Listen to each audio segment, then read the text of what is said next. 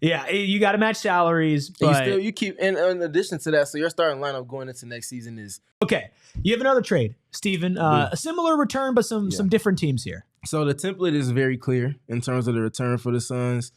One of the teams involved here, obviously two if you're including the Suns. Just a different team in Texas. Let's look at the Houston Rockets.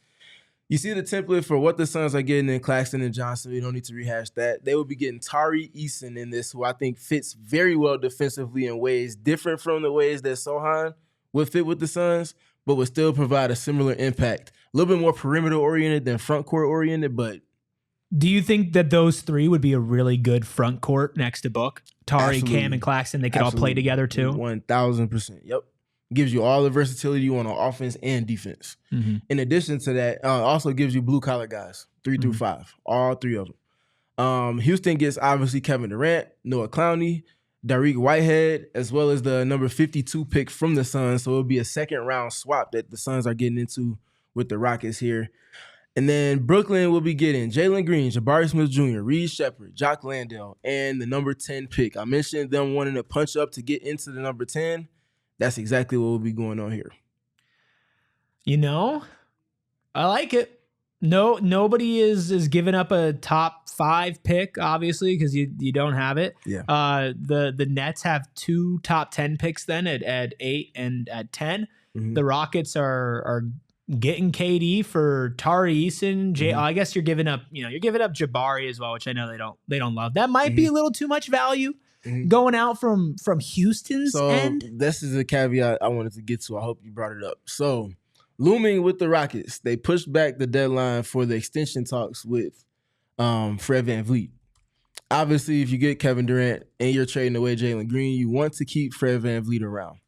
You now have put yourself in a position cap-wise to where you can extend Fred VanVleet, still have a little bit of extra money left over to do what you need to as far as transactions to fill out the rest of your main rotation, and it gives you a little bit more roster flexibility there. So the Rockets clean their books. They get the player that they're targeting most in terms of the best player on the market that's available, that's not a free agent, and they also put themselves in position to extend Fred VanVleet, who was the spearheader of the identity that you chose to go forward with.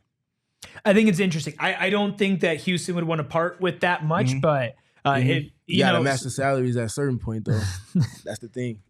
Yeah, you got to match salaries, but you keep. And in addition to that, so your starting lineup going into next season is Fred VanVleet, Amen Thompson, Dylan Brooks, Kevin Durant, and then you got big fella, Big LP. Yeah.